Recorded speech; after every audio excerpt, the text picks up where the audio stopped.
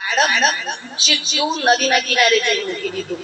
હવે એક બાજુ પેલી દાસીને કીધું, પેલી બ્રાહ્મણીએ ગામમાંથી ગમે ત્યાંથી તું બાળક લઈ આવી અને આ બાળક મારે બતાવી દઉં બ્રાહ્મણને કે ભાઈ અમારા ઘેર બાળક જન્મી ગયું એમ. ગામમાં એક દારૂડિયો હતો. પત્નીએ વિચારતી હતી કે ભાઈ આ દારૂડિયો છે અને અમારો છોકરો તો થયો પણ હું કેવી રીતે કરી. એટલે પેલી પત્ની બે નથી એને પેલી કામવાળીને આપી દીધી બાળક, લ્યો લઈ જાય. હવે એક બાજુ પેલો બાળક જે ગાયના પેટથી જન્મ લીધો એ તો ઋષિ મુનિના તો મોટો થવા લાગ્યો. પેલું બાળક પેલા બ્રાહ્મણના ઘેર જન્મ લીધો અને બ્રાહ્મણના ઘેર મોટો થયો.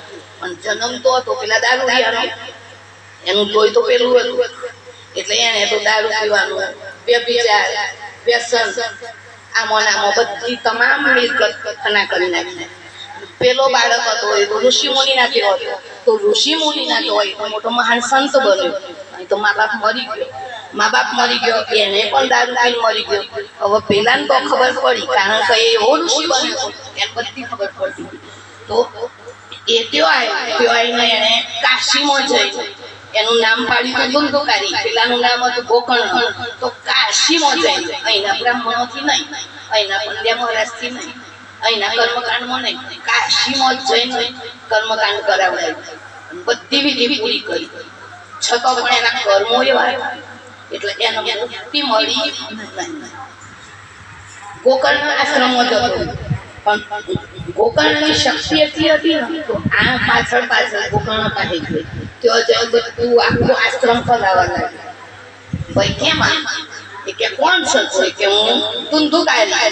તું કેમ મેં તારી પાછળ છો કે કાશીમાં જઈને તારી પાછળ તું કે મેં બધું કામ કરાવડાવ્યું અને તારું બધું શ્રાદ્ધ કરાવડાવ્યું, બધું પૂરું કર્યું તારું કર્મકાંડ, તો તારામાં કેમ કે મોક્ષ ના મળ્યું.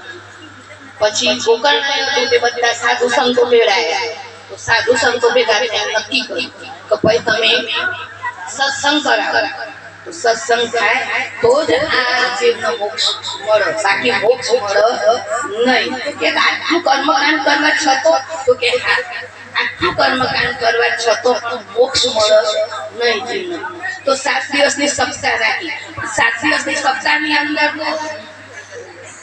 જે 14 લોક હોય એ તો અંદર આવી શકશે. તો આ 14 લોકને આવવું કેવી રીતે? અત્યારે તો આ સોશિયલ મીડિયા માઇકો બાબત આવી ગયો તો આપણે અવાજ જઈ શકીએ, પણ પેલો તો જઈ શકતો જ નતો. તો મોટો વાસ લીધો બરાબર. 5મો સંતોએ પ્રવચન કર્યું, સત્સંગ કર્યો અને ત્યાં પેલા 14મા લોકમાં જે ફસાયો હતો ધુંધુકારી, તો ધુંધુકારી ત્યાં સોંપડ્યું અને 7 દિવસની સપ્તાહમાં એને મોક્ષ મળ્યો. બરાબર. એટલે પેલો તો આપણે જાગીએ અને બીજાને પણ જગાવીએ. કારણ કોઈ કર્મકાંડથી જીવનો મોક્ષ મળતો નથી. ભજન સત્સંગ વગર કશું જ નથી. એક તમને દિલથી એમ સંતોષ થઈ જાય કે અમે આ કાર્ય કર્યું અને બ્રાહ્મણનો પંડિતોને આપ્યું અને તેઓ મળી જશે. તેઓ આગળ કોઈ ઓનલાઈન ઓફલાઈન કોઈ માણસ મૂકેલા નથી. એક સામાન્ય પટાવાળાની નોકરી લેવી હોય ને તો 12 પાસ પરીક્ષા પાસ કરવી પડે. તો મોક્ષ લેવા માટે આપણા મળી જ્યાં પછી કર્મકાંડ થાય અને મોક્ષ મળે એવા એટલે જીવતો જેટલું નામ લેવાય જેટલી ભક્તિ થાય એવું નથી કે ના થાય.